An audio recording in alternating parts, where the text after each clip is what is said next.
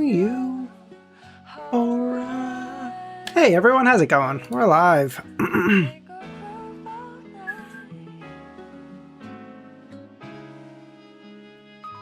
Aaron, I read the COI chapter 1 not yesterday.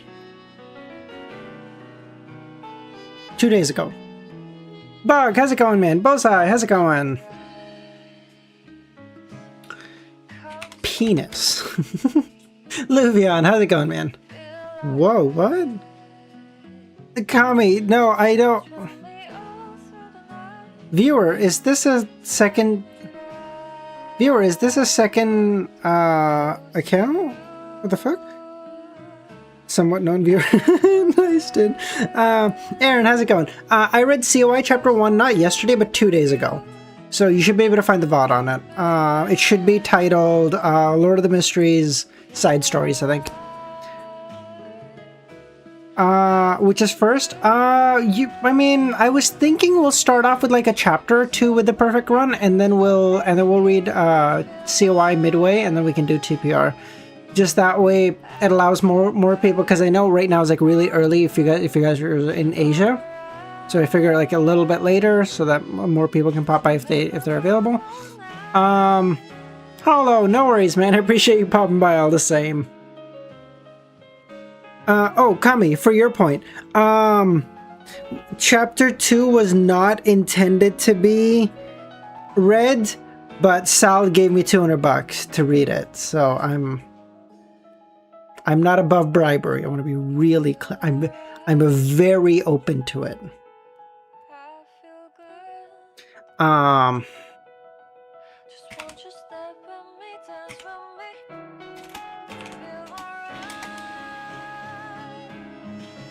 Money, how's it going, man?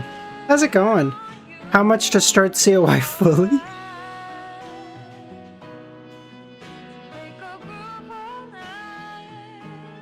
Money, you're lying. You're lying. Nice, all good. Why am I saying penis? That's always my first Wordle word. Don't ask. Okay, it's always my first Wordle.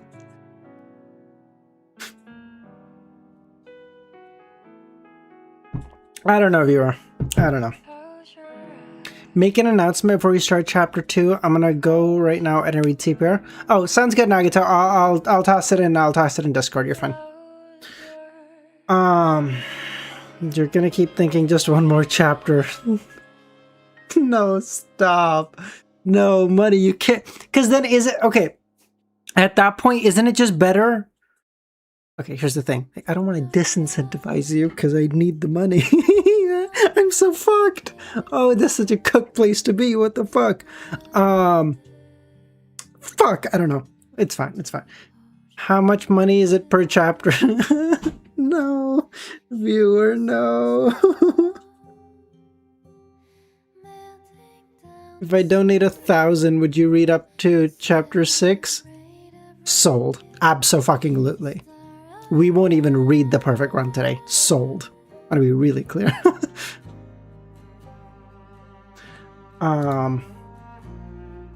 Set a no, I'm not setting a no, stop. What are we doing? Stop. Oh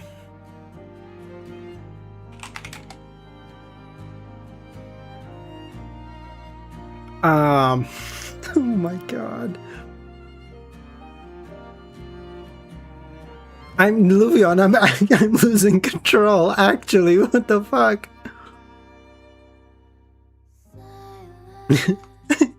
Bullseye, I can be bought very easily. Have no qualms about that. Everything has a price, no problem. Viewer has a I don't know, dude. I gave Sal $200. That was the number to read chapter 2. And I gave him a number. I didn't think he was like, okay, no problem. What the fuck? Okay, wait, hold on. We're gonna do... No, we're not doing a price negotiation for a fucking volume. No, stop.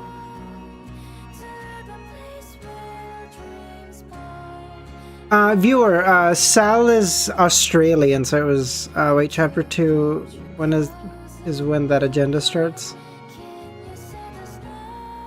No, I didn't think Luvion. I thought Luvion. I gave him a number that I thought was like there's no fucking shot. And the fucking lunatic goes, "Here's 200." He's like, "I won't be around for it. I'm going to sleep." He didn't even fucking stay for it. If he was here, I would have been like, "Okay, fuck it. It's a long stream, but like I'll read it on the weekend." He just fucking left. What the fuck?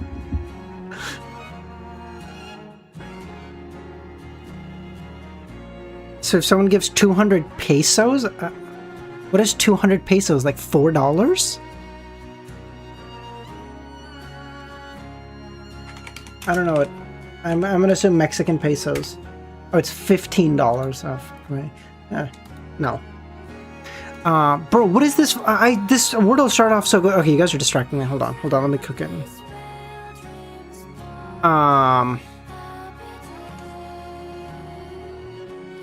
I was thinking like fence, but okay.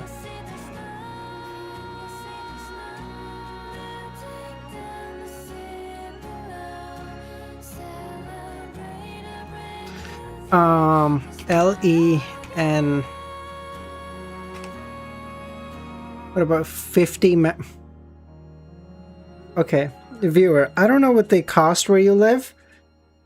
If you do that. And if you do that, but you do it on just buy me a coffee instead of whatever the conversion. Oh, Lens. No, it's not Lens. There's no S, but that was really good, Plague. That was really good. If you do it on buy me a coffee, then we'll go to like chapter 6 or something. We'll call it. Fuck me.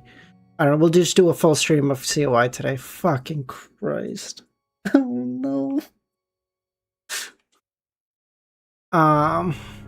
Why is it so fucking hot in my room? God damn it. Oh, maybe I'm just sweating. I don't even know if it's hot. How much to cosplay fours? No, we're not doing that. Listen, we already have a number, okay? Once I hit 10,000 subs, whenever that happens, we'll do an ASIC cosplay. We'll keep that. Did Easy answer? Let me check my Discord. Hold on.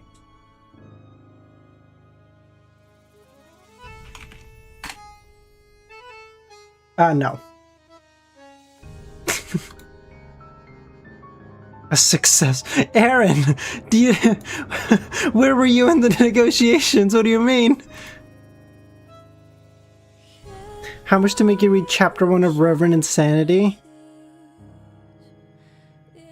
Money, no, stop. We can't, no, money, stop. Would you buy a lamp for cosplay?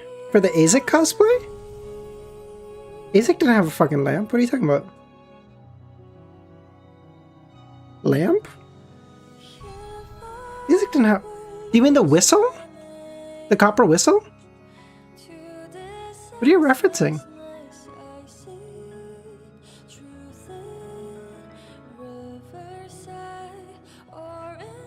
ASIC had a we never saw him with it, but it was referenced in one of his stories where how much no, Bullseye, stop. That's a really good one. What the fuck? He had a mask. He was never shown with it, I don't believe, but it was mentioned in one of his flashbacks where he was like, or where he was like recalling his memories or something. He was like, I used to have a mask that allowed me to become anyone, so that's why it became like the child of this baron or something.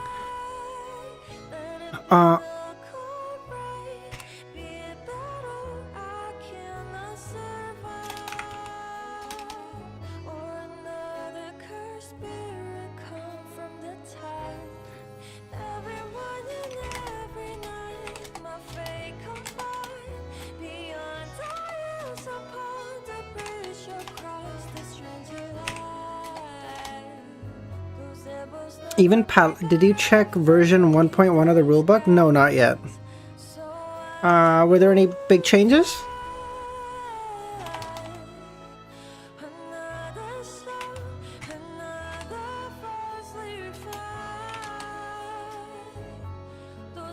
Venue! Bug, you fucking G! So clever! Money, I wanted to go with them. That you're not gonna believe. That was my first instinct. I said like, hey, I want to go monster, and I can't remember what. They said something, because I was in the chat with Goth and I think Zaza or I don't know, someone. And they were like, yeah, you can go with that one. The starting is just going to be really rough for you. I can't remember. It was something to that effect. And I was like, fuck, like, I don't want it to be like difficult to get into because I've never done D&D. So I was like, I don't know if I want that to be the case for where like my first D&D run is like starting off rough. And I was like, fuck it. I won't go with that. That was my first instinct. That was spot on. As soon as they were like, what pathway? I was like, monster, immediately. Because I love the monster pathway. They're like, nah, you can't. And they're like, you can go with this. It's going to be rough. And I was like, fuck. Finish volume 1. D&D difficulty is up. Yeah, exactly. Yeah, I just look up that edit and tell me if you feel the same. Which edit? Did you send one in Discord? When do you plan to naturally start COI? Viewer, it'll be in about like 3 weeks or so. When I'm finished the perfect run. Captain Panda, we're just doing chapter 2. We did chapter 1 2 days ago. We're doing chapter 2 today, and then that should hopefully be it for a while. If for whatever reason these guys keep making me do more, then we'll just fucking start. Then we'll just start reading it. There's no point in doing it individual chapters. I feel like it's worse. It's a worse experience for me. I feel like it's a worse experience for you guys.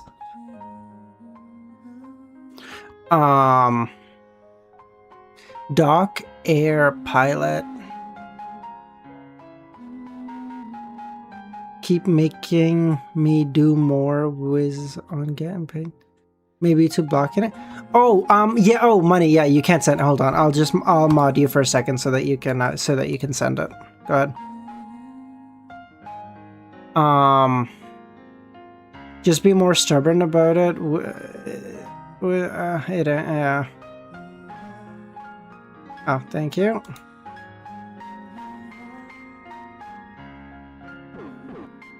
Oh, I see. Is this music gonna get the stream taken down? Probably. Fuck it. But mama ain't... Bro, I've never exactly shied away from, like, demonetization. Fuck that. I don't care. It is what it is.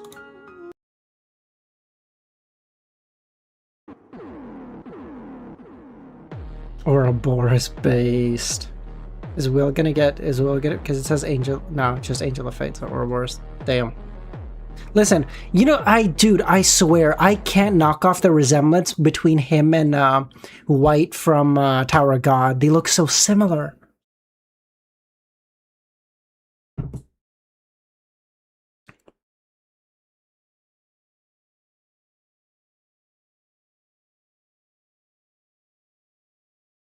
I just closed the wrong one. Fucking lovely. What do you mean spoiling Tower of God? Wait, Chris, what do you mean?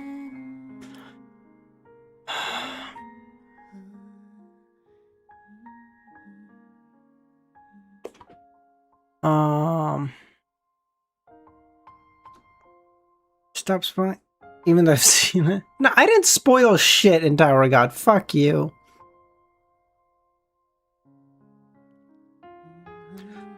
White has more... But White is shown as like a really skinny guy, though. You know what? Fuck it. This is... Money, are you available for the chess game?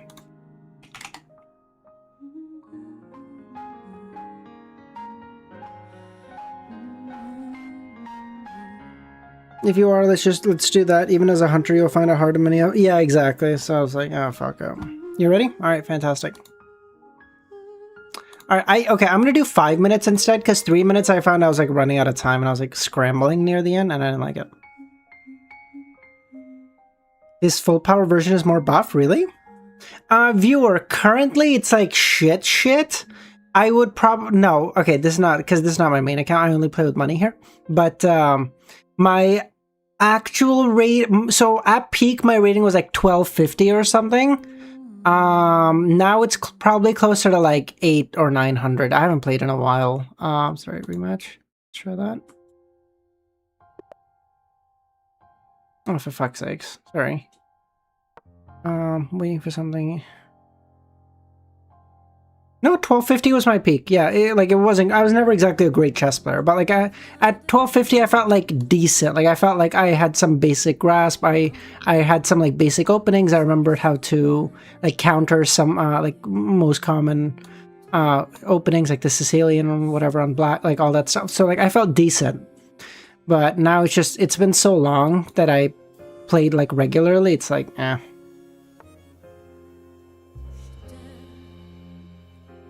Just don't.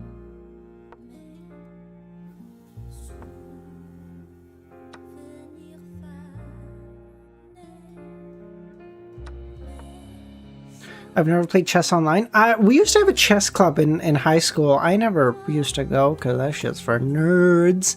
But I went a little bit in like grade 11, so it was fun. Ben and I used to have good games. Chess is fun in faster formats. I got 2,000? Bro, you're fucking capping, right? No, what?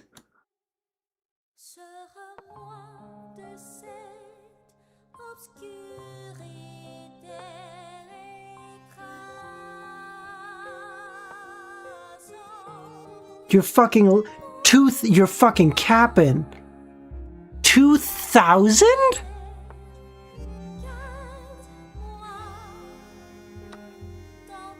Shut the fuck up.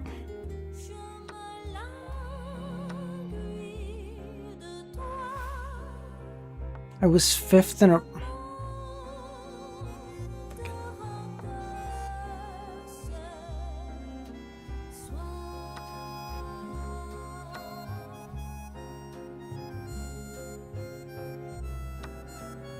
Oh, you fucker.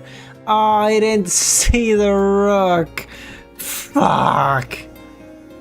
Oh, you little fucker. Oh my god. Oh my god.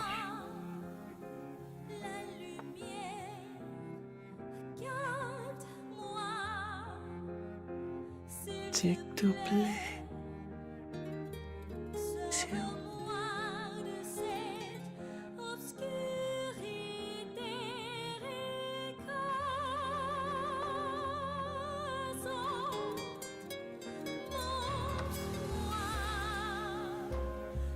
La lumière.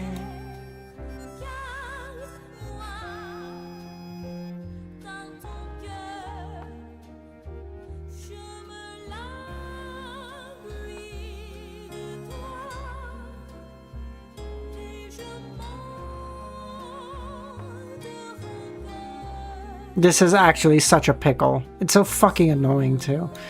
Oh my god! Oh, you fucking... Oh my fucking god.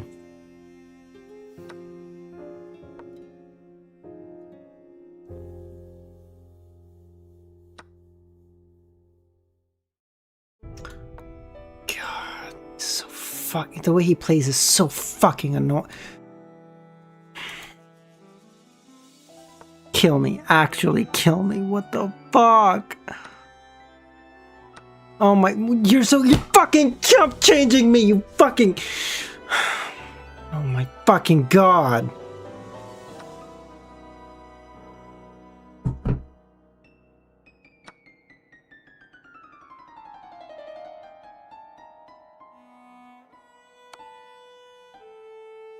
Is it the right way to play? No, but I'm already made it. What the fuck does it even matter at this point?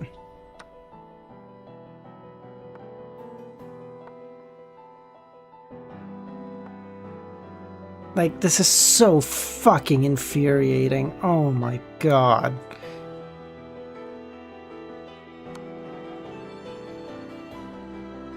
Take it, fine. Oh my fucking god, what a... Oh my god, that was cancerous. Fuck that. Okay, let's just do... Okay, let's do a little bit of the perfect run and then we can go to COI. Fucking Christ, man. So ticked. What chapter are we on? Sorry, so 53. Thank you. Fuck it, it's fine. Nagita, what were you saying? One must be ruthless. Yeah, money. Good game, it's fine. Version 1.1, monster, spirituality, 4, +1 to perception, +4 to spiritual sense, danger premonition, +3 to dodge checks. The monster may add their luck modifier to their AC? You know what? No, I was too reserved this time, money. It's all good. We'll find out next time. Find out next time on Dragon Ball Z. As it turns out, Wardrobe had an entire floor of Il Migliore Tower dedicated to her. Ryan and the panda waited inside an elevator as it slowly climbed to their destination. The duo could see the sun illuminate New Rome through the glass window.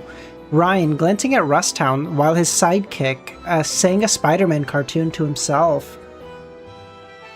Alright, Nagito, I'll ping you when we're reading COI. Yeah, will do. It was May 10th, and Psyshock would soon attack the orphanage. Ryan's cell phone buzzed to the tune of "I Gotcha, Babe," drawing him out of his reverie. "Quick save deliveries?" "Yes," he answered. "We will deliver your mail, no matter how many corpses it takes." "There is a logic in this world," Fortuna's furious voice said. "Everything that can go well for me in this universe does, and you violated that order." "Wait, how did you get this number?" Ryan asked. "I typed it at random." God damn, her ability was overpowered. She could probably stumble onto Dynamis conspiracies by sheer luck. "Nobody talks to me like that, Quick Save. I have men throwing themselves at my feet. Millionaires. Celebrities." Ryan hung up on her. "Who was it, Sifu?" Panda asked. "A loony fan," the courier dismissively replied. Dude, imagine that, having that level of luck. She was like, how did you get this number? Fucking just randomly dialed it and get to where I needed it to go. What? What is the fucking, what are they, how many, it's like, it's 10 to the 10th power, so it's like some fucking octillion bullshit number. But let's just say how many cell phone numbers are there currently, active. There's 884 million numbers. What in the fuck do you mean? And she just got the one I needed. Yeah, Gogaplex or some bullshit. Yeah, it's got it's some fucking, because it's 10 to the 10th power, right? Because it's each number, it can be 1 of 10, and because you're able to repeat numbers, it's 10 to the 10th power, which is like fucking obscenity. Obscenity? Obscene. That's the word I'm looking for. "A loony fan," the courier replied dismissively. "Oh, I had one of those too. She tried to kidnap the panda because she loved his smooth fur. The panda had to run. Couldn't you eat her?" I can only eat bamboo in panda form, Sifu. Meat makes me want to vomit." The Danish warlord Neithhog had drunk a green elixir and became a kilometer-long, near-invulnerable servant, while Timmy drank the same kind of potion to become that. There was no fairness in this world. "Sifu, why are you looking at me like that?" the panda asked. "I will always support you, young disciple, no matter what." Ryan thought the panda might start to cry. "Thank you, Sifu." No, pandas only eat bamboo, which is so dog shit, because bamboo has so little nutritional value. That's why they need to eat I think it's like a dozen kilo of it or some shit, a day. It's crazy amounts of bamboo. The only reason the pandas are not extinct right now is because we're keeping them alive. Those motherfuckers are trying. They're so uncoordinated. They sleep all the time. They have to spend all fucking day eating that they're not sleeping. Their shit is so cooked. But yeah, I like your hunter character, but don't sleep on monster. It's good at some things that, just like hunter is. They'll both make certain things easier and others harder. I don't know if it's bad for them. I think it's literally just that there's such little nutritional value in it. They just have to eat fucking tons of it. The elevator finally reached Wardrobe's floor. After the ascent, Ryan had expected something luxurious, but nothing like this. The rugs in the welcoming hall had probably cost a fortune, and all the chairs were made out of refined leather, and the walls had been covered with artistic designs like an art gallery. "Come in," Wardrobe called them for another room. The new hero team followed her voice and passed through into shooting studios, including dark rooms, props, and various photography equipment. Eventually, they made their way to a lobby whose walls were covered with thousands of model photos and cloth designs. Wardrobe was facing a tough customer. "No, Felix," the Atom Cat said, "I'm not wearing a cat latex suit." "Felix, don't be a child. It would be form-fitting and it won't restrict your movement," Wardrobe protested. "My current outfit is good enough." "What? How can you say something that stupid? Take it back." "Personally, I suggest a Valentino suit with a cat-themed tie, but I think the outfit is already taken," Ryan mused out loud. "Hello, I'm Quicksave, and this is my trusty panda sidekick." "Hello, I am Atom Cat," Felix replied. "Hi, I'm Wardrobe, but you may call me Yukiko, or Yuki for short." She was Japanese, huh? Ryan would have said Korean. She smiled brightly at the two, making her unbearably cute. "Nice to meet you. Please, have a seat." She's so cute," the panda muttered. "The panda greets you too," he replied. You're the new guys, right?" Felix said. "Shouldn't you be at the newbie seminar or something?" "Shouldn't you, kitten?" "Don't tell me. Ugh. I'm supposed to waste time watching corporate videos instead of doing any work?" "We're doing work right now," Wardrobe said, looking at the Augusti rebel. "Wearing this is a crime against humanity, Felix. Now, look at Quicksave's example. Look at that perfect color nuance and his fancy noir trench coat. His costume stands for something greater than himself." "Thank you," Ryan said. "I am so glad to finally meet someone civilized in this savage world." Atom Cat wasn't convinced. "I'll take practical over fancy any day." "That's what she said," Ryan replied, Wardrobe chuckling. "Anyway, I'm told you will be my goddess as far as fashion goes, but I'm not yet ready to believe in you." "Oh, don't worry about that, Quicksave. I've got your costume covered." "I thought about a Valentino suit with artificial fibers, but the more I thought of it, I realized I should use a better material, one that fits you." "Cashmere?" Ryan said, hopefully. "Cashmere. My thoughts exactly," Wardrobe said with a nod. "Dark purple with a fancy black turtleneck underneath and a bowler hat." "No, that's too extreme. And violent." "I thought the same, but I found a solution. We're going to add a wool scarf instead of a corporate tie. Light violet, almost pinkish, with tiny clock symbols everywhere." The costume was wonderful. Bright scarf instead of a tie? A stroke of genius! Why didn't Ryan think of it? It's wonderful," the courier whispered. "I know! That scarf will restrain the bowler hat's energy, symbolizing the conflict between your violent spirit and society's rules. Can you truly live up to your duty of the law, or will you stay true to your wild, single-minded pursuit of justice? That's your message, your conflict. That is your costume." "How about bipolarity?" Ryan asked. "What do you do about my bipolarity?" "We paint your metal mask silver and black, light and darkness coexisting without ever mixing." "I've been converted. Yours is the one true faith." "Oh God. There's two of them now," Felix complained. "We're doomed." "What about me?" the panda asked, hopeful. "Can you make a costume worthy of the panda's pure awesomeness?" "I can. I thought about leaving you shirtless, with 2 bullet bandoliers around the chest." "Bullet bandoliers? But I don't know how to shoot." "It's not about whether you can use it or not. It's about looking cool." "Exactly," Wardrobe said. "So I say 2 bandoliers around your chest, a green beret, black shorts that will adjust to your transformation, and maybe a pair of sunglasses. You're not just a panda. You're Rambo Panda, the last of your kind." She showed them a sketch, and even Ryan had to admit, it looked like one manly Chinese bear. "Oh, you're a national treasure," Ryan said. "Aw, thanks, sweetie. It's okay. I get that all the time." I'll finally impress the girls," Panda said. "What about the car? Can we get a panda mobile?" The kids' marketing department is already on it. So you're okay with the costumes? Of course you are. Once you validate them, I can make the designs a reality within the hour. Yes, yes, Ryan said. After that, can we go patrol Rusttown? Patrol? The Panda and Adam Cat said. Well, yes, we have to test the costumes in the field. Like baptizing a ship, except you use the blood of your enemies. You want to do what exactly? Adam Cat asked. Go to Rusttown and pick a fight with the Meta Gang? Yes. But, Sifu, what about the seminar? The Panda asked. We haven't finished training. Ha!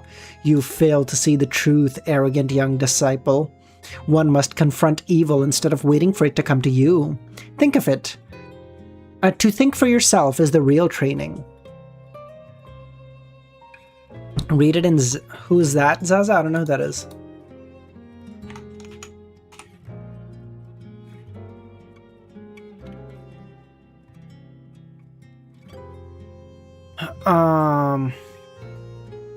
That's the spirit. Do you want to come too? I don't have a cat litter box in the car though. Me? Felix Cat asked. You, Adam Cat. It's for your own good, Ryan pleaded. There is a moment in the life of a man where he must take charge of his own future, where he must break the chains of corporate hierarchy and stand for what's right. Can you stop invading my personal space? Felix said. They'll milk you, Felix. They'll milk you like a damn cow. They'll harvest your happiness for cash and leave you nothing but a brand. They will destroy you within the hour. Addict you to coffee and catering. You had me at the video part, Felix interrupted. You know what? Even if you're clearly off your meds, you've got a point. About time someone confronted the city's psycho cancer. Stand for what's right? You're talking my language. Ooh, can I join too? Wardrobe said. Team trips are so fun. I will officially join the Pro League next week after we finish filming the Wyvern movie. I already have my field license. It'll be my last Junior League adventure. Well then, Ryan said, to the quick save mobile! Bye, Zaza! You're gonna miss COI volume, fuck me, chapter 2. A few hours later, Ryan drove through the streets of Rusttown in a brand new costume, wardrobe at his side, while Adam Cat, the fashion disaster, had taken over the backseat with a new and improved Panda. What a dump, Adam Cat said. No matter the loop, no one ever got used to Rusttown. Even the Panda seemed intimidated by the atmosphere. It's worse than I thought. Yeah, it's a bad place, Wardrobe admitted. Wardrobe? Ryan asked. Yes, quick save? You can change it to any persona that isn't copyrighted, right? Fictional or not? Does that mean you can change into... He whispered a terrible name into her ear. Yes, I can. It's my apocalypse suit, Wardrobe nodded, but it's too dangerous to use unless all hope is lost, and I can destroy the world if I use it too often.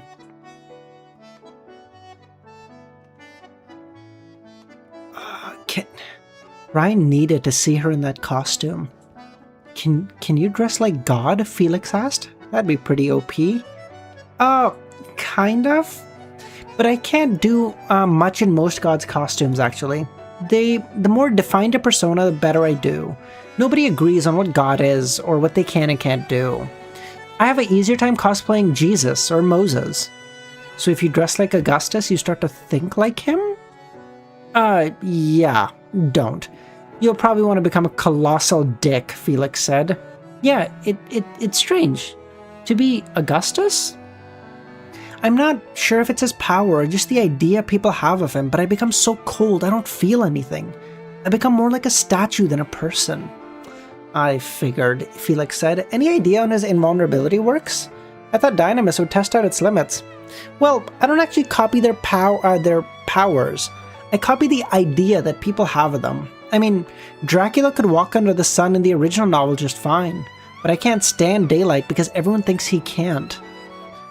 Ryan wasn't so sure. Both the original Augustus and his cosplayer had been able to move and stop time.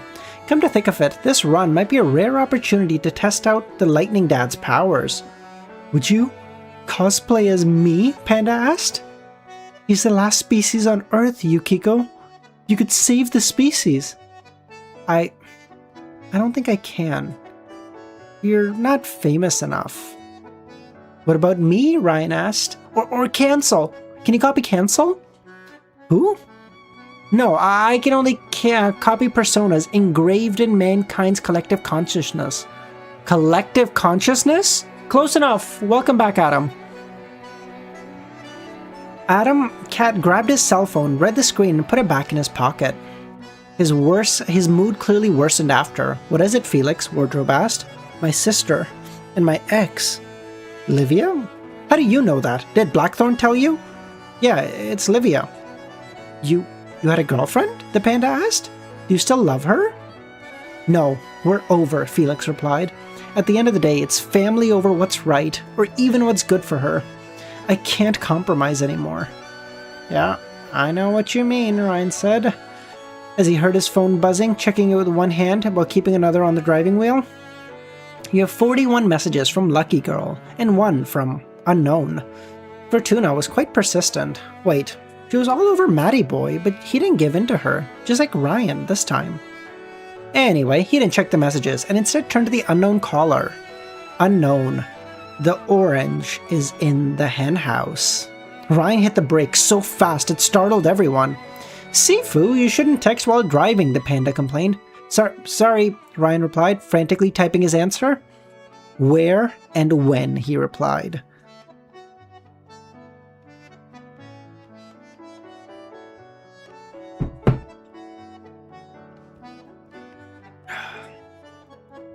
And right in front of us, you can see Rustown's famous orphanage.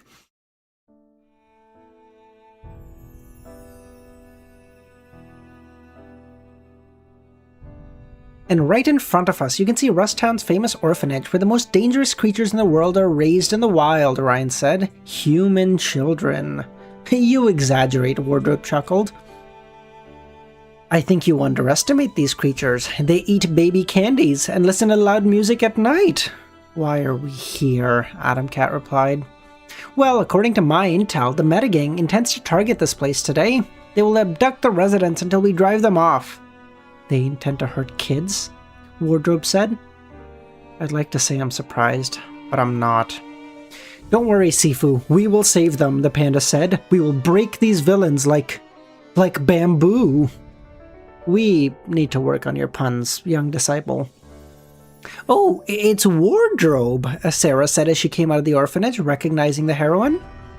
Where? Where? Another child asked. Riri, Len whispered softly while the kids swarmed the heroes.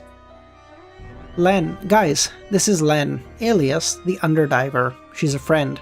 Shorty, this is Adam Kitty, my new BFF. Adam Kitty, my new Wardrobe BFF, my super panda. He can fly and shoot lasers from his eyes. Adam Kitty? Never heard that one before. Quickie, Adam Cat said. Isn't she a criminal though? I heard Vulcan paid her private security to have her released. Len immediately tensed up. Your corporate overlords are the real criminals, she replied. This is their work. Can't argue with that, Felix admitted. You're taking care of the place? Someone has to. Quick save, you monster! I'm so disappointed in you, Wardrobe said. What did I do? Ryan asked. You can't let your friends dress like this, Wardrobe ranted. Her costume is hideous. What? Len replied. The colors, they're all wrong. It stands for nothing, and it doesn't even fit. Look at her beautiful figure, all wasted. Please stop, Len pleaded. I'm sorry, darling, but I can't look away. We need silver and blue with scales. What's your power? Little Sarah asked. The panda? Oh, I can become the best creature in the world, the genome replied. An over-panda overdrive. It's a bear, the little girl squealed. It's a bear. So soft and so warm, another boy said as he touched the beast's fur. Oh? Can you transform into a cat too? Little Sarah looked up at Felix. No, Felix replied. But your name... I like cats. Ugh, you're a disappointment, little Sarah snarled. Dude, imagine a child coming out of an orphanage to you and being like, You're a huge fucking disappointment. Oh my god. Ryan would have found the scene funny had his mind not been distracted. The orange is in the hen house. A joke phrase that Ryan told people when they asked about his powers, but he hadn't used it this entire loop. The fact that someone sent something meant that someone, somewhere, remembered something. No, he shouldn't get his hopes up. For all he knew, the chrono radio could have sent the message.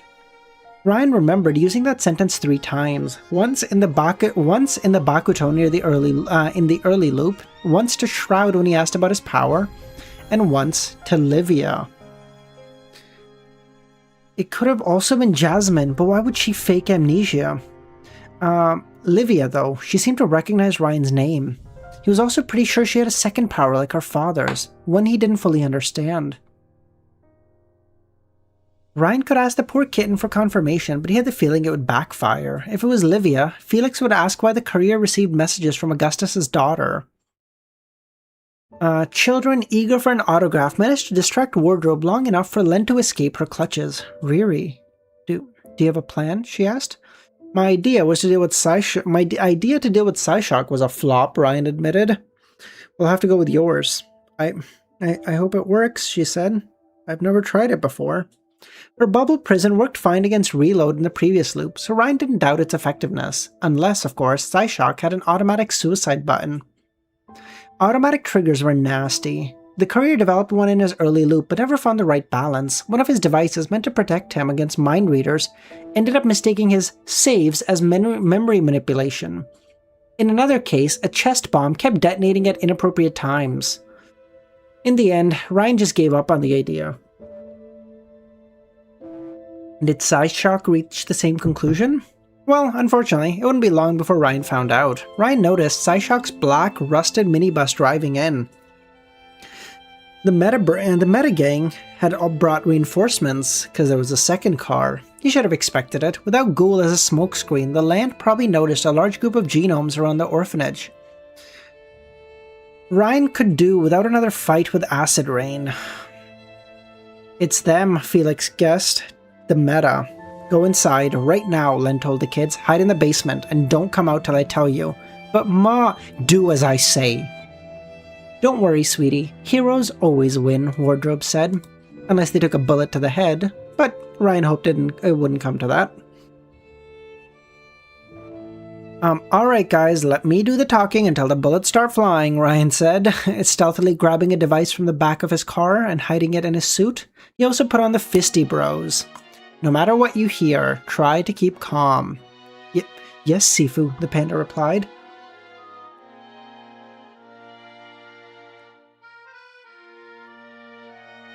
What's this? Adam Cat said, eyeing Ryan's suit.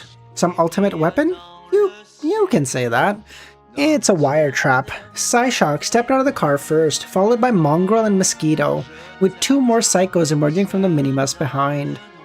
Ryan remembered the reptilian humanoid and the bipedal jaguar from before.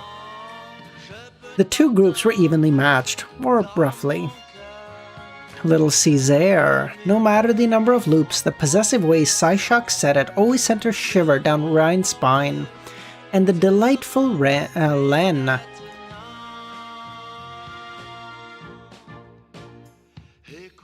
Oh shit, yeah, sounds good, DSV.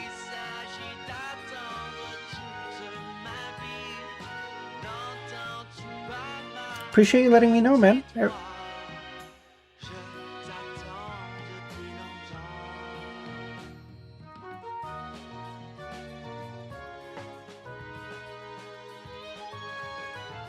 By the way, long time no see. How you doing, bud?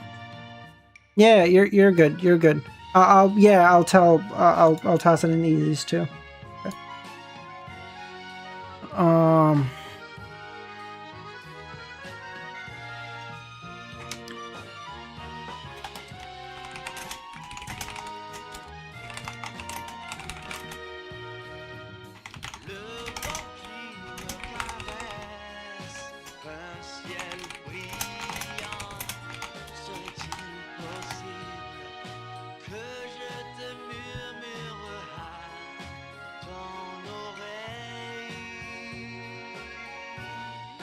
Stressed by the loss of my account. Yeah, you're good, man. Save my... Oh, wait, your Steam... Oh, Steam account, you'll be okay. Steam is the best. They don't go... Bro, they'll fucking hunt down Osama bin Laden to get your fucking Steam account back. I wouldn't worry about that.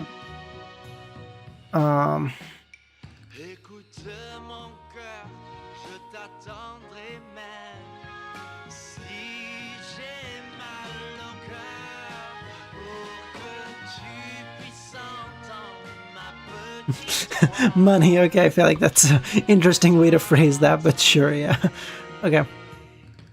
I told you. I smelled a pack of genomes, Mosquito said, cracking his knuckles. Guess it's blood harvest time. Yes, though we only came for the children. This is a good day indeed, Psyshock said. Then you will have to explain that to Don Hector, Ryan replied. He's not happy with you already, so I wouldn't recommend it. That sentence made Psyshock flinch. It was an epic bluff, but Ryan knew he could still win with a weak hand. The meta glanced at their leader, who carefully examined Ryan.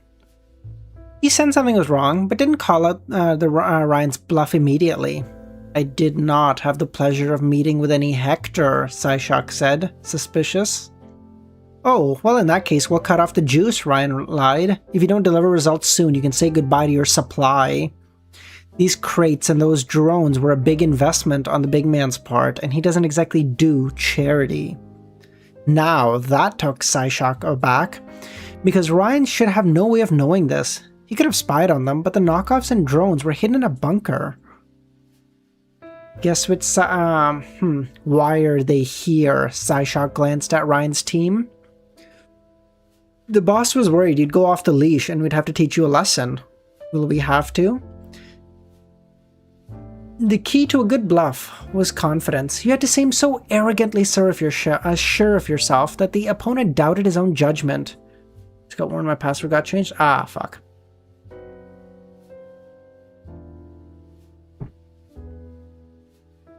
The metagang second in command looked at Ryan dead in the eyes, the tension palpable.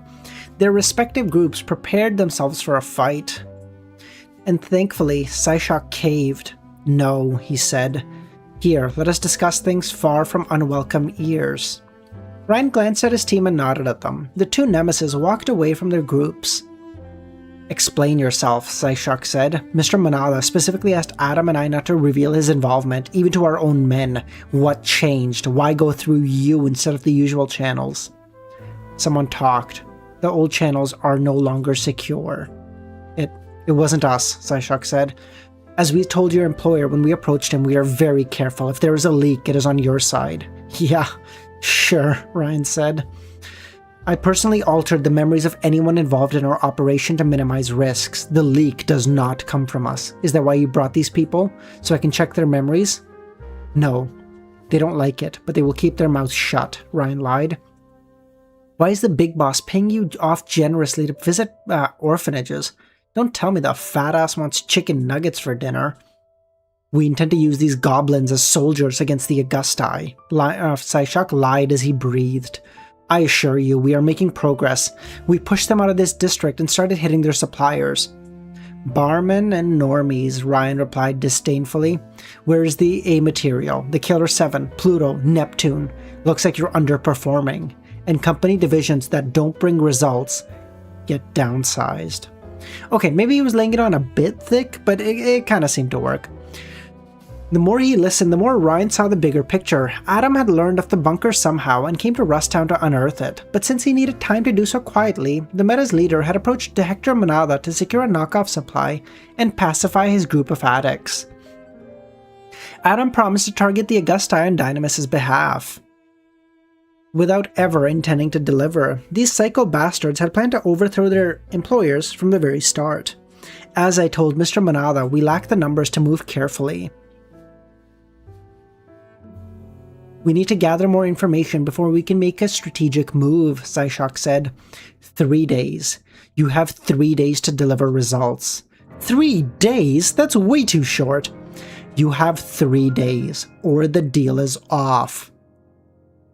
I've made considerable progress on other projects. If Mr. Manada was willing to extend that period, I could show him. second project? Now Ryan couldn't be sure about it, but he could infer from its nature from various elements compiled from previous loops. The brain scan, he guessed, hoping he was right. Your technology, while primitive, is compatible with my power. I can copy a mind from one brain to another as long as they are closely related. Clones would be best, but we can work with close relatives, siblings, children, even genomes. Careful there. What you imply could be taken the wrong way. I'm simply saying it's an option, if your employer was willing to consider it. Ryan looked at the skies, hoping to see the flying armor. Now was the time for Vulcan to show up and turn it into a menage a trois. Was that enough for you, Mr. Windshield? Ryan said, glancing at an empty spot. Psyshock froze in confusion until a voice came out of nowhere. Yes. Ah, well, Ryan said, glancing back at Psyshock, who began to realize he had been tricked. Sci-fi, you probably don't remember, but there's something I promised you the last time we met. And quick save always delivers. Ryan punched Psyshock in the jaw by surprise as all the windows in the area shattered. What a G. What a G. You know what? Fuck it. Let's just do chapter 55. We'll call it. We'll end Perfect Run at 55, and then we'll do COI after. Fuck it. Let's just do one more. Fuck it. Fuck it.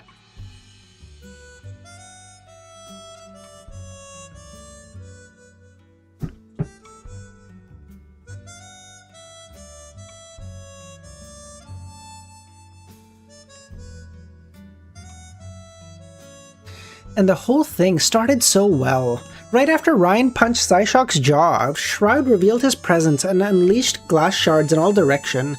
The situation quickly devolved into a chaotic mess.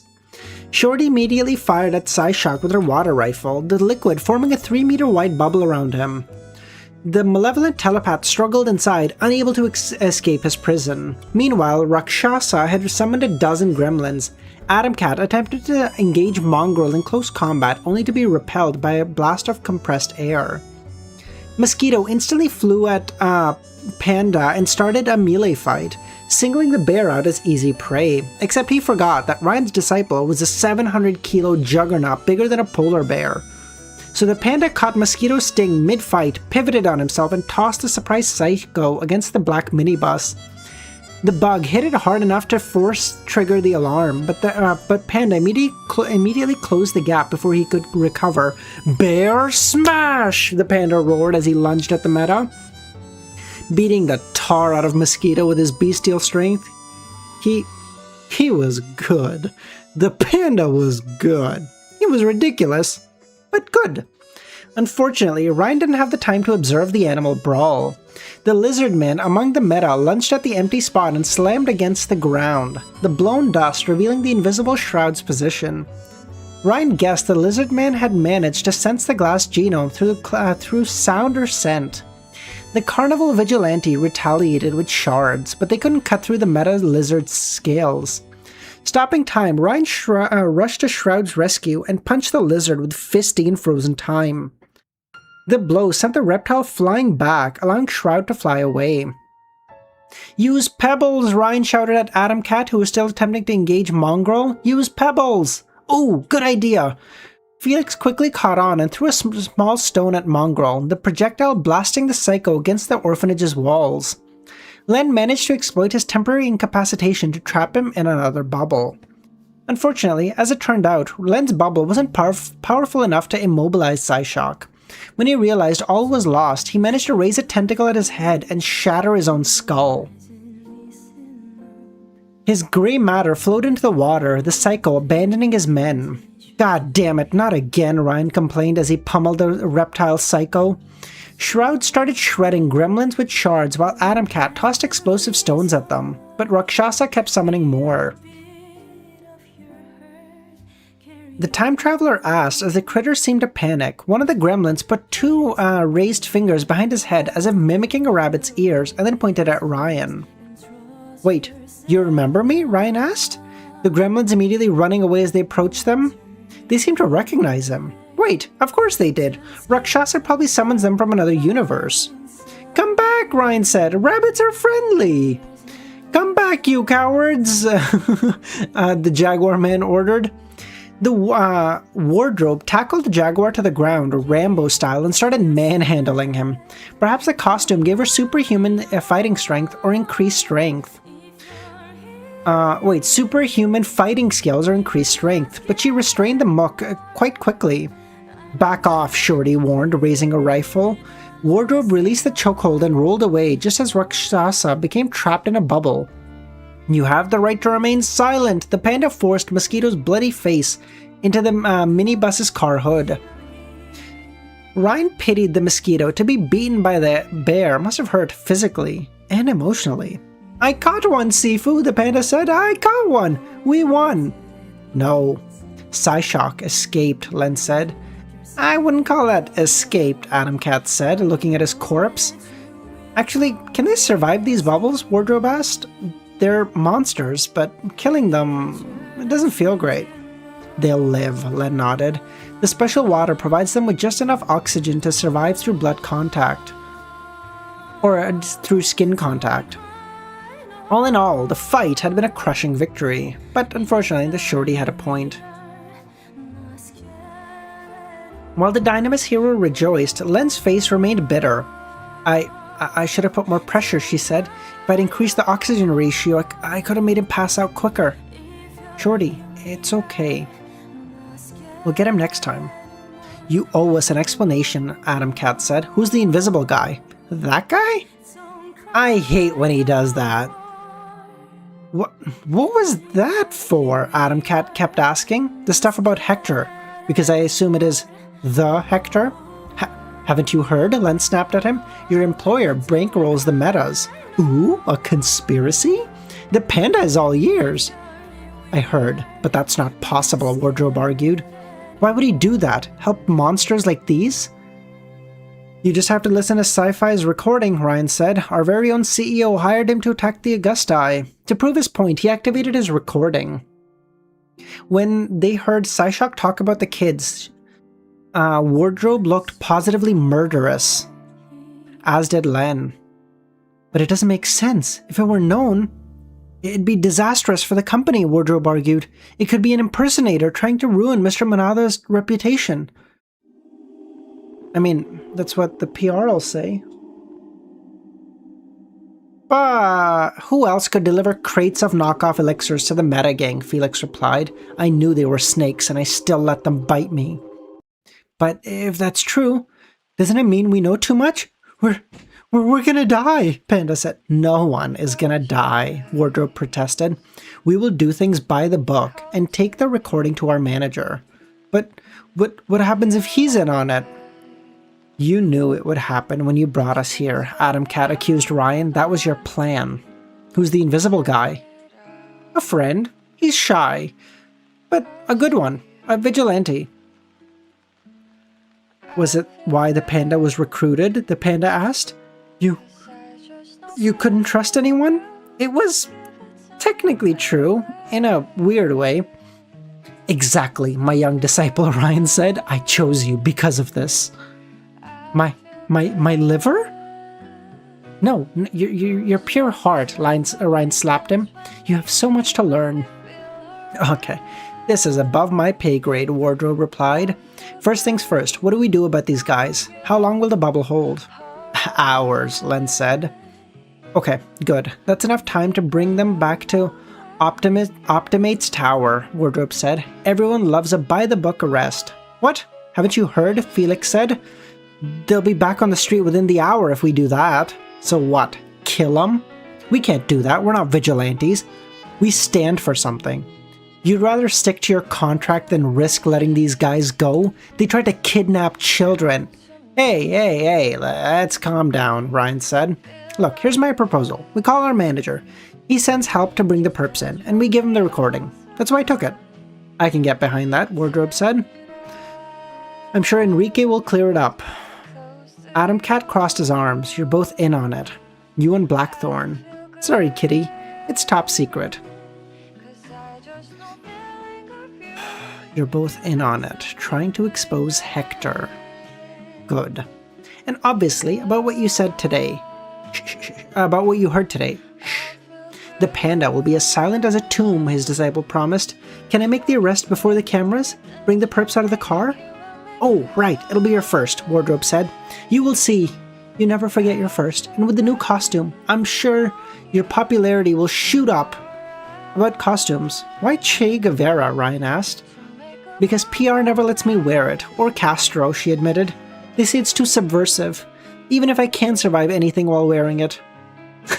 Even if I can't survive anything. I love that. It's like Che Guevara. Like, do you guys know about this? Fidel Castro apparently had like fucking 200 assassination attempts by the CIA on him.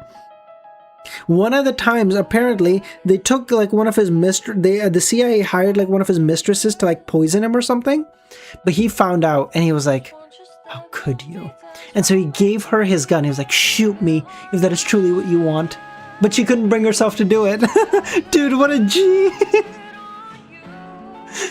What the fuck? Len's head perked up. Are you a Marxist? I'd say I'm more of a social democrat, Wardrobe said. But I sympathize. Ryan heard his cell phone beep as he said, I have to go. What? But you'll miss the photo session, Wardrobe complained. Quick save. It'd be perfect to introduce your new costume to the world. Sorry, Shorty. Shorty and I need to bring the kids home, Ryan said. And after that, I have a date. The unknown caller had sent him an invite. Please let it be Jasmine, please. That evening, Ryan drove the Fury south of New Rome with Len sitting in the other seat. They made their way past the strip into a place that could only be called a slum. Well, maybe he was exaggerating. It was dirty and the ground was littered with drug paraphernalia. But it wasn't as bad as Rusttown. Ryan didn't see any feral dogs scavenging trash cans or people walking around with a sense of paranoia. Marxism is when there's no helicopters in sight. No, according to... no, it's fine. I was gonna make a crude joke. Give me 1 second. I'm right here. I just need to grab it. I have a Diet Coke on my nightstand. I just need to grab it. Give me 1 second.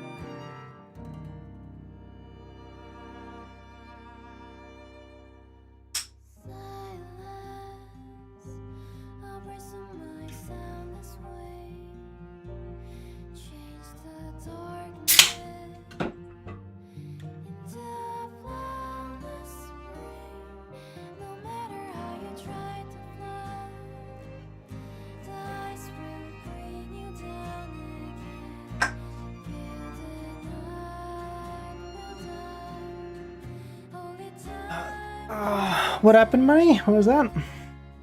I was referencing the...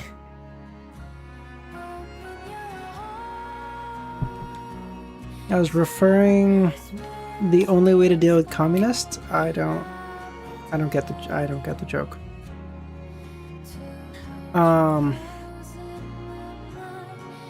Ryan parked his Fury at the parking lot of a particular uninviting motel, its wall paint peeling away. The courier noticed the remnants of a pool nearby, long drained. Cancel guarded the door.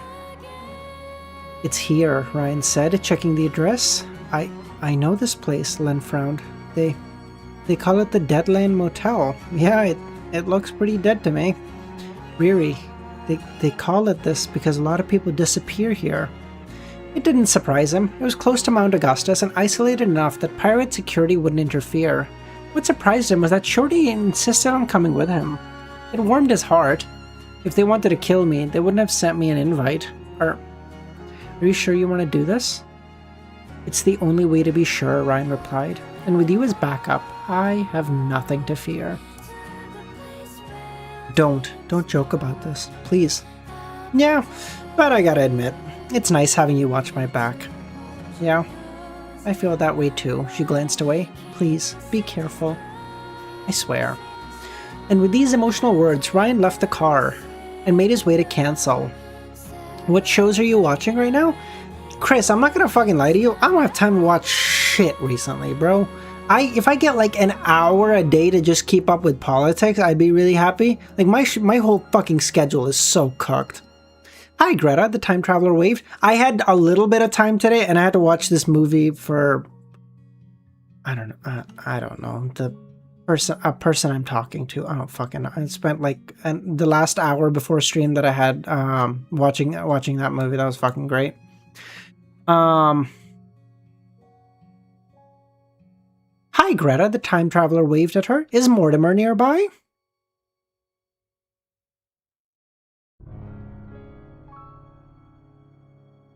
Oh, hi, she replied. He's hiding in the corner. Judas, Mortimer said. Judas!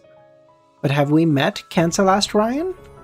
I always remember faces and masks. Well, you didn't try to kill me just yet, Ryan joked. Oh, good. I would feel bad if I had missed you. But if you're here to kill me, could we pick up something more dignified than a motel? Ryan asked. I think there are some public toilets 2 streets away. It's fine. We're here for security. Someone wants to meet you. As he assumed, with one glance at the worried Len waiting for him, Ryan opened the bedroom door and walked in. To his surprise, the inside was far cozier and larger than the outside. It was a normal room. Actually, inside was a king-size bed, various amenities, though Ryan couldn't help but diss the blue wall paint. His host sat on the other side. Thank you for coming, quick save, Livia said. Or should I call you Ryan? You don't know? Not quite, Livia admitted, but this is not the first time we met, is it? How did I call you before you turned back the hand of time? Fuck, she knew. She goddamn knew, and Cancel was 3 meters away. You called me Ryan, he replied, trying not to show his fear. We were casual acquaintances. I was referring to a historical thing and how some people dealt with communists. Okay, cool. As I thought, she replied, the orange is in the hen house. I was confused of the meaning of this word, but now I understand. A message in a bottle, a distress signal, thrown into the sea, hoping it would find its way to the right person. Well, your bottle found its way to me. Let's open it together, Livia said with a smile. Let's go! I cannot serve. We're saved. I called Romero. No, dude, he's studying. Why would you call him? What? He has his exams, like in probably just a couple of days. We would have found someone else. Isn't OG like a high-ranking mod on his server too? On Easy server? Why didn't you just ping him?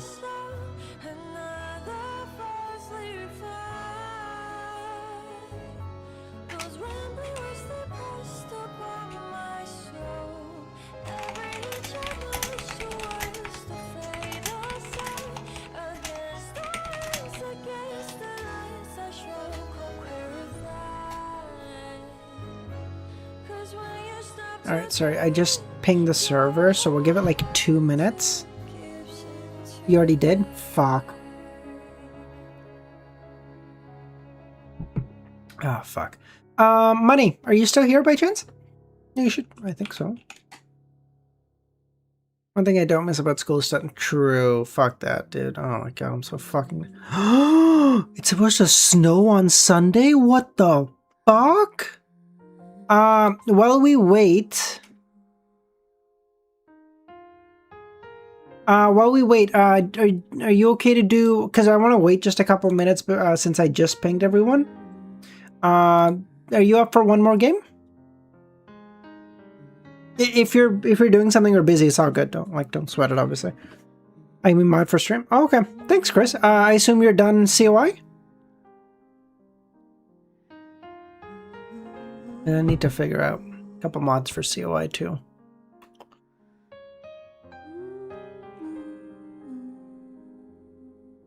You are? Okay, fantastic. Okay, I'll keep that in mind. 3 times, Jesus Christ. I really want to, but yeah, I'm working on stuff for. Oh, okay, yeah, you're good, money. No worries. All right, fuck it. Aaron, you wanna play? Are you available to hop on chess.com right now? Sorry, Bullseye. Aaron said it first. If you want, we can play tomorrow, or we can play after COI, I guess. Remember, begs you to do the COI the 29th. What? I assume that's him. Fantastic. Let's go. Okay, I'll look in a second. I can tell you. Yeah, no worries. The 29th. All right, 25 days. That's not so bad. Probably take that long to get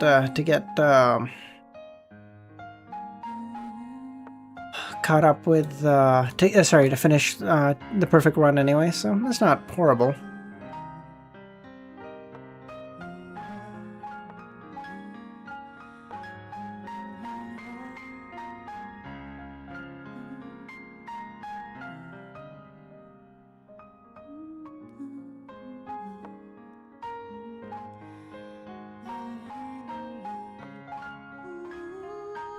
Oh my fucking god, seriously? Do you mind? Where are you like that?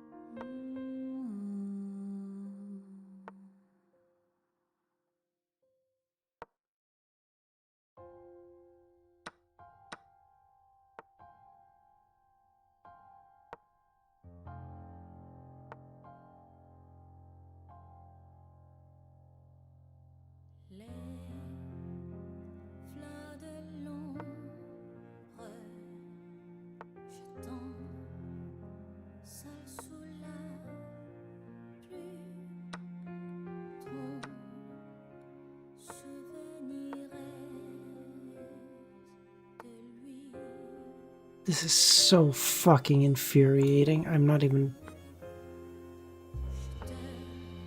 Like, it's actually so infuriating. It's like, I'm playing shittily. I know I'm playing shittily, and I know I should be able to play better, but I don't fucking know how. It's so unbelievably infuriating. Oh!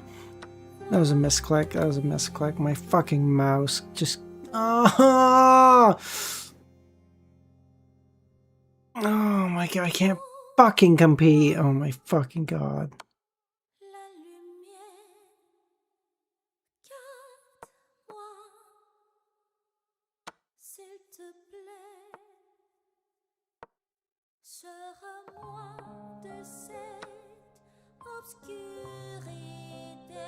Why the fuck would I pre-move? Why am I like this? Like... My fucking mouse is like, okay, I don't know what I'm gonna, like, I might just need to fucking build a new computer at this, like, I don't know what the problem, like, I can't figure out what the fucking problem is, but, like, my mouse inputs will always be jittery. I don't understand, like, they'll always buffer, like, the most fucking stupid way possible.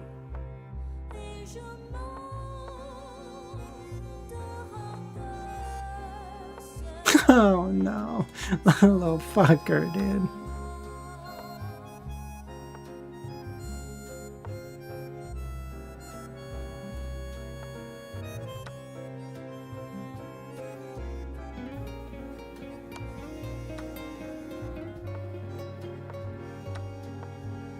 How does he have so much time? What the fuck? Oh my god. Motherfucker, just checkmate, please. Thank you. Okay, let's go. Alright, good game. Good game. Good game. GG's. GG's. Alright, alright, alright, alright, alright.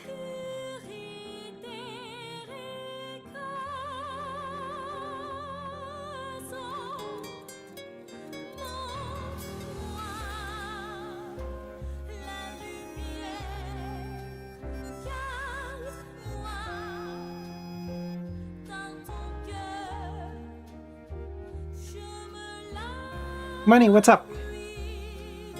Alright, COI chapter 2. Money, don't even, just, I can't even, like, just let it go. Don't.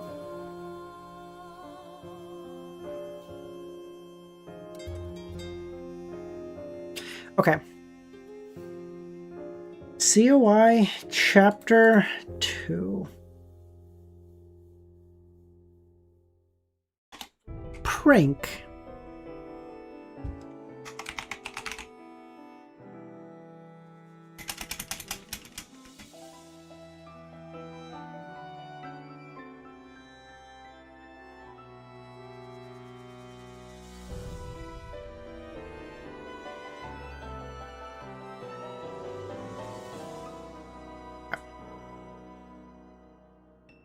It's fine.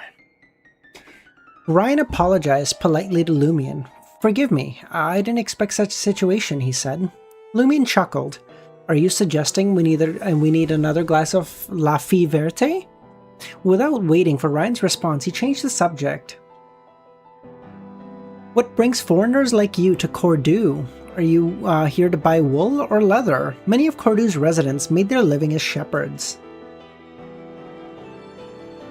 Ryan breathed a silent sigh of relief and seized the opportunity to explain. "We came to visit the EBS Church's padre, Guillaume Binet, but he seems to be absent from both his home and the cathedral." Pierre, who had just enjoyed Ryan's free absinthe, kindly reminded him there was only one church in Cordoue. The other locals around the bar all were drinking, but no one answered Ryan's question. The name seemed to represent some kind of taboo or authority that couldn't be openly discussed. Lumion took a sip of his drink and thought for a few seconds before offering. "I can roughly guess where the padre is. Do you need me to take you there?" If it's not too much trouble." Leia didn't stand on ceremony. Ryan nodded in agreement. "Once you finished your drink." "All right." Lumion raised his glass and drank the light green alcohol. He put down his glass and got to his feet. "Let's go." "Merci beaucoup." Ryan expressed his gratitude and gestured for Valentine and Leia to stand up as well. "It's no problem at all. You heard my story and I enjoyed your drink. That makes us friends. N'est-ce pas?" "Oui," Ryan replied. Lumion's grin widened, stretching from ear to ear. He opened his arms wide, beckoning the other party in for a hug. "Ah, it is good to meet you, my cabbages? What the fuck?" he explained with fervor. Ryan, who was about to be enveloped in a bear hug, froze. "Cabbages?" Oui, Monsieur Padre Guillaume Bene." His expression was a mixture of perplexity and embarrassment. "It's a term of endearment we use for our friends," Lumion explained. "Everyone in the Daria region is aware of it. It's been a tradition for centuries. Believe me, my cabbages." Leia couldn't help but glance around. Pierre and others nodded in agreement, assuring the newcomers that Lumion's words were true, but the grin on their faces hinted that they were pleased to see Vorna struggling to comprehend their affectionate greeting. Lumion stroked his chin thoughtfully. "Don't you fancy it?" Then I shall opt for a different option. It can also be used for friends. My dear bunnies, my darling chicks, my lovely ducks, or would you prefer my adorable lambs? Which tickles your fancy? But Ryan's expression was as stiff as a board, and Valentine's brow furrowed in confusion. Leia let out a sigh, a mix of exasperation and amusement. Let's just stick to cabbages, shall we? At least it sounds normal. Phew! Ryan let out a light sigh and grasped Valentine's elbow. He gave a slight nod and remarked, "They all seem like precious treasures in the family." Without waiting for Lumien's response, he swirled his body and addressed the bartender. "How much will it be?" "2 Verl d'Or," he replied. Ryan settled the bill, and Leia shifted the conversation. Lumien is an uncommon name. At least better than people like Pierre and Guillaume, here Lumien countered. If you were to call out Pierre in this place, 2/3 of the people would raise their hands. Call out Guillaume, and the other third would respond. As for this gentleman, he is Pierre Guillaume. Are you gonna read... should I double? I don't know. Leia flashed a smile, skirting around the topic of cabbage. Will you now call us your cabbages? I mean, I think that'd be funny. I think that'd be hilarious. As they departed from the tavern, Lumien turned around and surveyed the surroundings. "What's the matter?" Leia asked. Lumien pondered for a moment and said, "It's not just the 3 of you foreigners who came to the tavern today. Another person arrived. But I don't know when they left." "What did they look like?" Ryan asked. "A lady. Very sophisticated. You can tell she's from the city with just one glance. I can't describe her. Why don't I sketch her to you?" "You know how to draw?" Leia asked. "No, I don't," Lumien chortled. "In that case, let's locate the Padre first," Ryan decided. Cordu was the place devoid of street lamps at night, yet the twinkling stars above provided a faint glimmer that allowed the 4 of them to navigate. The yellowish light emanating from the windows on either side only added to the ethereal ambiance.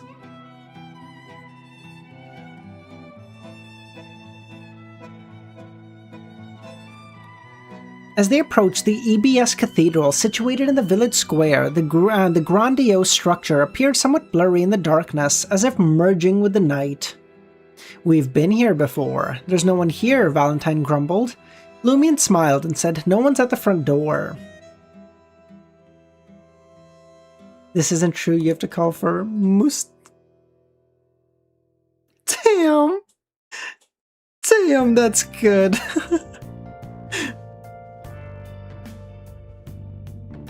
As they approached the EBS Cathedral situated in the village square, the grandiose structure appeared somewhat blurry in the darkness, as if merging with the night.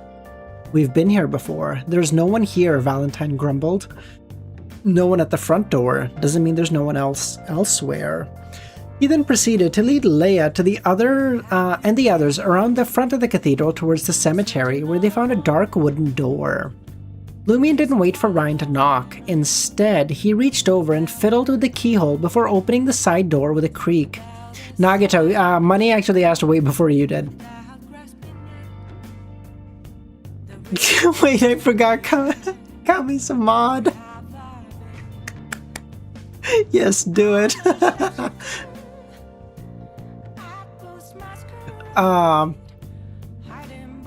That's not very nice, Ryan frowned. Leia nodded. "We're here to visit the Padre, not to fight him." "Alright," Lumien acquiesced. He then closed the door and knocked. "Hi, is anyone there?" "I'll come in if you don't answer," he muttered. There was no response. Without hesitation, Lumien pushed open the door and gestured inside. "Go on in." Ryan hesitated, but looking at the darkness behind the door and at his companions, he said, "Okay," and took a step forward, slow but firm. Leia and Valentine followed closely behind. The 4 silvery bells adorning Leia's boots and veils were eerily silent. The environment was dim and eerie as the 4 of them made their way forward. I've been asking to be a mod for like 4 months. This is true. This is true. Just so I know, Nagito, because a lot of commonly streams like in the weekday will be around this time is Will you be okay to be here for like a decent bit of them? And have you read COI? Those are the two questions. Well, he hasn't gotten it because Ramiro told me not to give it to him. And Ramiro's had mods, so what he says kind of goes, unless I override it. The four silvery bells adorning Leia's boots were silent. I'll read COI before you start. Alright, well, it's... you've got like 3 weeks, so, and I mean, your midterm should be over, so chop chop. The environment was dim and eerie as the four of them made their way forward. Out of nowhere, Ryan came to a halt and muttered, "What's that noise?" Money, I'm happy to make you mod. The problem, my only concern is that because you're reading with me, you're probably gonna end up getting spoiled, dude. That's my only concern with that. I'm happy to... You're here all the time, that's no problem. It's just... Mods have to deal with spoilers, and I don't want you to get spoiled. I don't know, it just fucking suck. Out of nowhere, Ryan came to a halt and muttered, "What's that noise?" "Yeah, I heard it too," Lumion agreed. Without wasting any time, he forcibly pushed the door aside, and it opened with a loud clang. By the way, can I just say, when they said there was a woman who came from the city in this thing, and he couldn't describe her, it makes me think that it's Audrey, because like Audrey with her psychological invisibility, maybe she's not using it like fully to not even remember that she was present, but maybe like her face was kind of blurred in that sense, so that like he can't describe her. Next part ruined a part of the subreddit. Jesus Christ, okay. Without wasting any time, he pushed open the door and opened it with a loud clang, revealing what lay ahead. The dimly lit space resembled a confessional. A beam of starlight shone through, revealing a naked man in his prime, lying atop a fair-skinned woman. The scene stunned everyone, including the man and the woman. The man suddenly sat up and bellowed at Ryan, "Sacre bleu! You've ruined the Holy Church's plans!" Amidst the reverberating roar, Lumion, who had been approaching quietly behind the group, waved his hands and spoke. "Ah, it seems we've discovered our padre. Au revoir, my cabbages."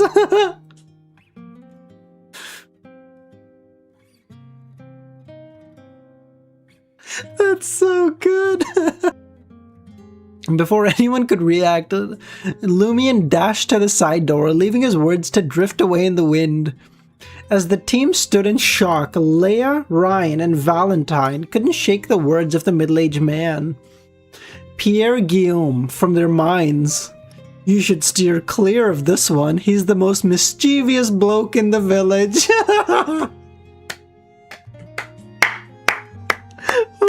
Oh, Lumion, you and I are gonna be best friends.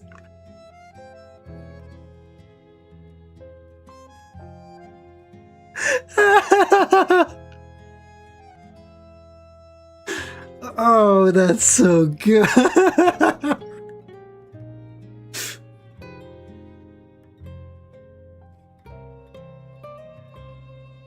Oh my god, that's hilarious. That's so good.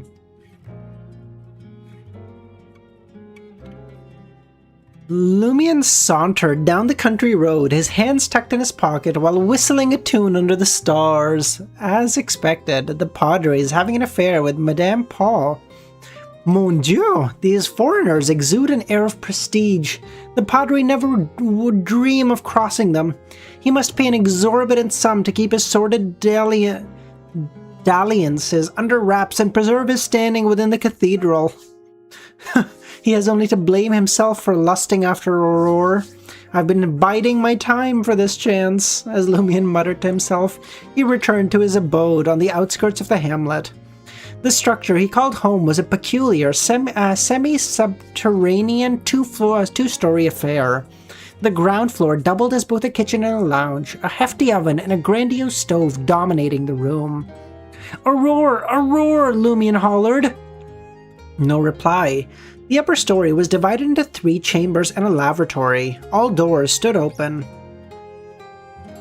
This is, yeah, like, this is such a much more, like, beginner-friendly or, like, someone who's not heavily invested, friendly, and opening to to, like, a book. Whereas, like, Lord of the Mysteries was, like, heavy. It was like, shit. And, like, that was fine, too. But, like, this is so much more lighter, and I feel like it can ease you in. How would you pronounce it, Money? Because I feel like it would be pronounced Aurora, but maybe I'm wrong. A-U-R-O-R. Name pronunciation. Aurora. Aurora? Is it A? Warren, easy, the DSV got hacked, probably won't matter, easy's gonna get...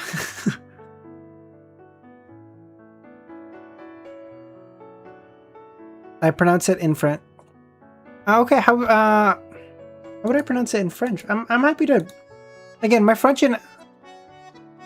like, my French pronunciation is unfortunately not excellent. Mazzo, how's it going, man? Long time no see. The upper story was divided into... Lumion peeped into each room but couldn't find his sister. He mulled it over for a moment, then marched to the end of the corridor and clambered above the ladder that led to the roof. The roof was a fiery orange painted by the twilight sky. In the sky sat a figure, holding their knees and staring contemplatively at the stars.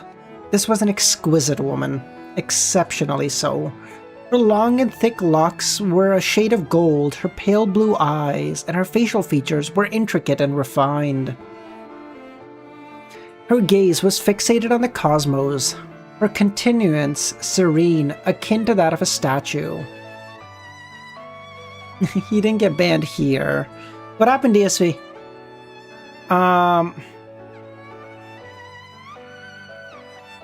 Lumion remained silent. He shifted to her side and sat next to her. He lifted his head, gazing at the dense forest in the distance, absorbing the susurrus of the wind blowing through the trees. After a while, the woman raised her arms and stretched, paying no heed to her appearance. Aurora. It's either Aurora or Aurora. I don't think it's Aurora because it'd be an A at the end. But I might be wrong, assuming you want me to pronounce it in English. If you want me to pronounce it in French, technically Kami is right. It'd be pronounced significantly differently. I don't know offhand how that would be pronounced. I'd have to look that up, but it'd be different, of course. Aurora, I don't understand why you come up here so often. What's so interesting about this? Lumion commented. Call me Grand Soir, Aurora scolded playfully, tapping Lumion's head with her finger. Aurora sighed and said, a philosopher once said that there are only 2 things worth revering in this world. One is the mortality in one's heart, and the other the cosmos above one's head. Lumion noticed his sister's slightly melancholic expression and flashed a grin. Yeah, Aurora. Yes, I know, Kami. My French isn't great by any stretch of the imagination, but I did take like French for a couple of years, so like yes, the basic stuff I do get. Like I know, is it fucking potatoes that's like la pomme de terre? Like the apple of the earth? Lumion noticed his sister's slightly melancholic expression and flashed a grin. I know the answer to this question. Emperor Roselle said so. Aurora laughed. She took a sniff and raised her beautiful golden eyebrow. I thought I had my Steam account, but it was an old one, so not the current one. Oh, okay. Like, as in you thought it was lost, but it was an old one? Or you think it was like or you thought it was okay, but you were logged into a previous one and the one you're using right now is cooked. She took a sniff and raised her eyebrows. You've been drinking again. It's called socializing, Lumion said, taking the opportunity to recount what happened. I met 3 foreigners. Aurora couldn't help but laugh. I'm really afraid that the Padre will have a heart attack. Lumion, don't provoke the Padre anymore. It'll be trouble if we get a new one. But I can't stand his face, Lumion complained. Before Aurora stood up, she looked down at her brother and smiled. All right, it's bedtime, my inebriated brother, Aurora said with a smile. As she threw out some silver dust, Aurora flew down from the roof like a bird and entered the window on the 2nd floor, leaving Lumion behind.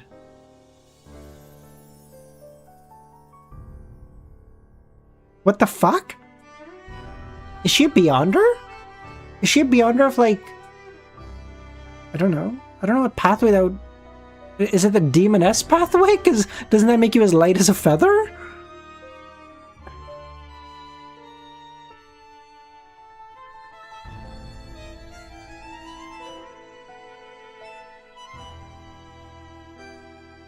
Should she be from the Apprentice pathway? Because the Apprentice lets you go through doors. I don't know if it lets you do that, though. What about me? Lumion asked. Climb down yourself, Aurora replied. Lumion pursed his lips, his smile fading bit by bit.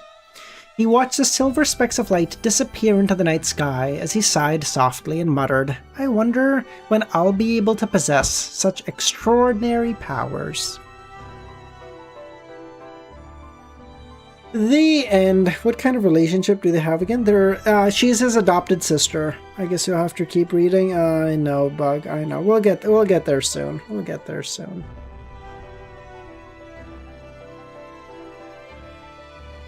Alright, that's chapter 2 of COI, guys.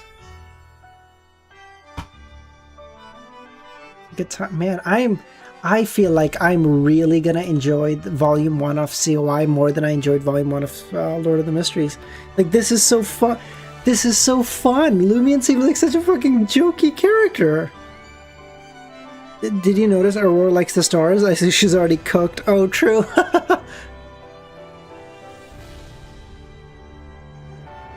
A Demoness sister is cooked, too.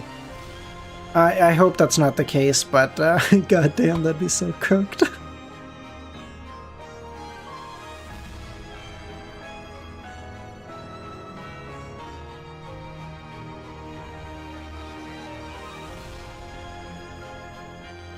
There's some Aurora art. Oh, okay. Let me pull up the art. Give me a second.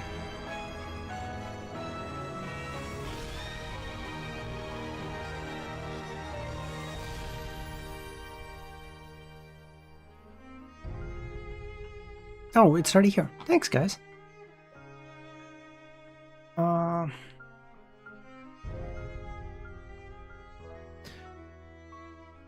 she looks so cute. This is so good. Oh, this is so cute. Oh, these are adorable. The Taiwan one. Damn, Milos is so fucking good with the art, dude. Holy fuck. Say what you want, username. He definitely deserves the fucking... Are you fucking taking the piss? What's happening here? He definitely deserves the mod on Discord. What a good lad. This is so cute. She looks kind of like, in my mind, she looks like a good, she looks like a weird mix between like Audrey and Sharon in a weird way. I don't know if that makes sense.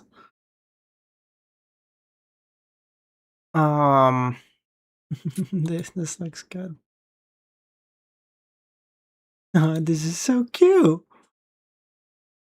I don't know why my shit is like loading like this or is buffering like this. I don't know.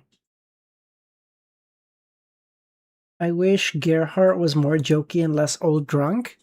I mean, he's a good drunk. Like he's an alcoholic. Jesus Christ, what the fuck?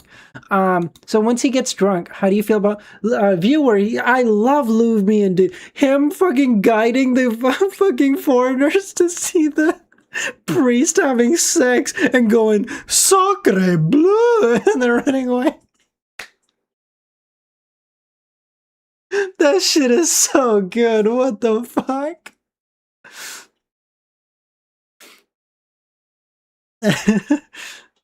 Dude, seriously, is she have the Demoness pathway? What other pathway allows you to like float down like that?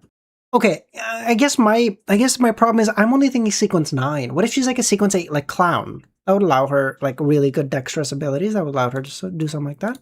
That's possible.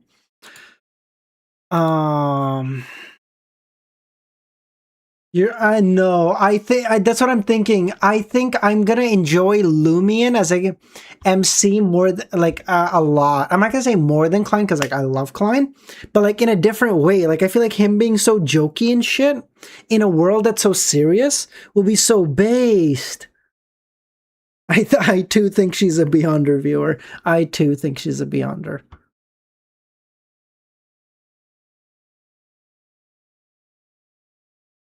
Don't say what the fuck, money. Don't say throat control. That's crazy. That's his sister.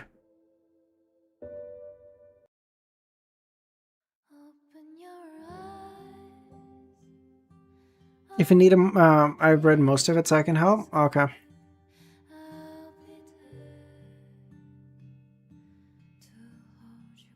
Demonesses can float. They can't float, but like they can make their body as light as a feather or whatever, right? So it's like, Lumina is one of the like. I think it's gonna be so goated. All right, everyone. I think we'll end stream there. All right, we're finally caught up on COI, so no more COI for a while now until we finish Lord of the Mist, or not fuck me, until we finish the perfect run, and then we can keep going. Ramiro said he would like it not to be started until the 29th. I don't know. It should end about that time anyway, so it kind of doesn't matter. If she's a demoness, then I don't think with her intention with her. Okay, don't make it weird, Muddy. Come on. All right. Thanks everyone for coming. Have a great rest of your day or nights, and I'll catch you all tomorrow. Tomorrow we'll do stream a little bit earlier. I'll schedule it, but I just want to see if like that timing works better for more people. I don't know if that'll work because Easy generally streams around that time too, so I don't know. Bullseye, if one of you has a link to her stream, toss it in the Discord for me. I'll pop by definitely to say hi. I don't know how long I'll be able to stay because I do need to go to bed, but like I'll definitely pop by. All right, bye everyone.